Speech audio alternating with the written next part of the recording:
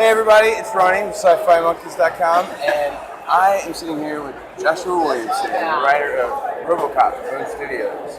So, we talked a little yesterday about how you're doing RoboCop now, and you're just going with just the first movie as the only continuity. So that was part of the deal I had. Well, there's so much stuff out there. I mean, you have the 3 movies, the first 3 movies, the TV show, the cartoon, comic books, all kinds of stuff, and then the newer movie was coming out.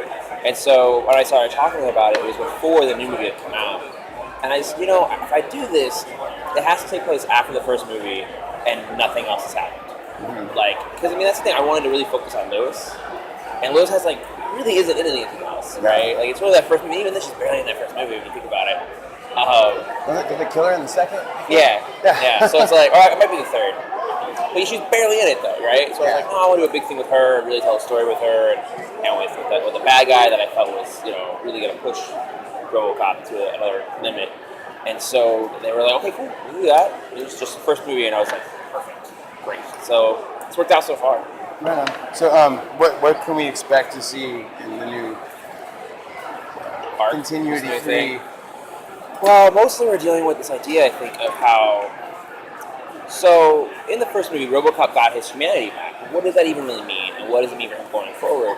And part of the thing with RoboCop is he's never going to be anything else other than RoboCop, right? He's just going to be this machine. And as much as we have this thing about he's human inside, he can't be anything else, right? He can't get married, he can't get promoted, he can't go and have a life outside of being RoboCop. He is forced to only be this one thing. How does he forever.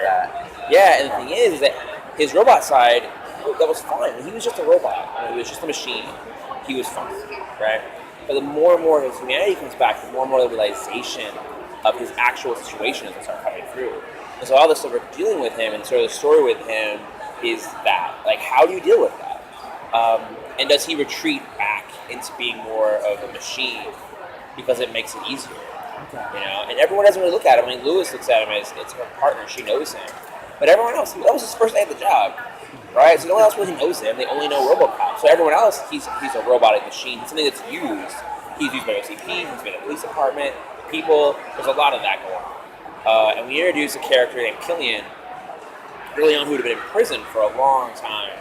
And he shows up and he doesn't know who RoboCop was.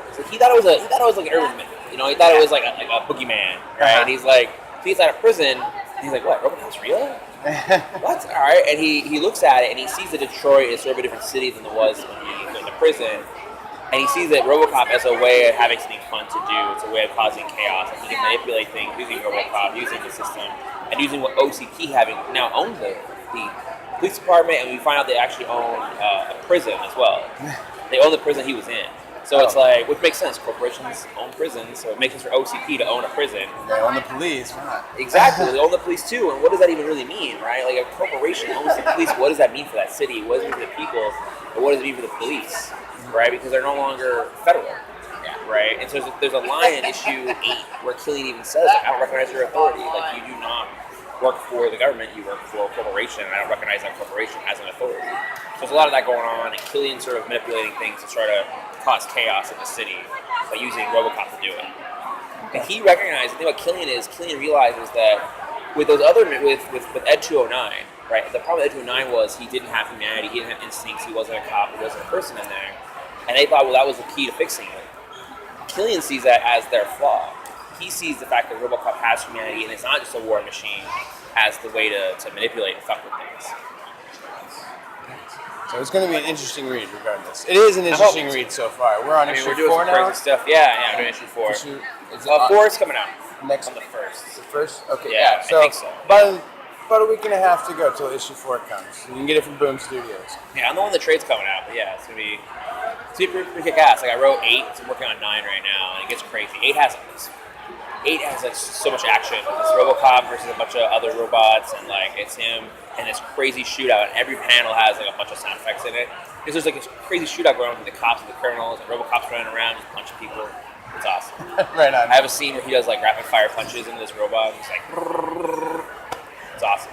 So is there anything really, really big that you're gonna reveal about RoboCop? Well, there's only so much we can do about that. I kill a character that was in the movie, which I was kind of surprised they let me do.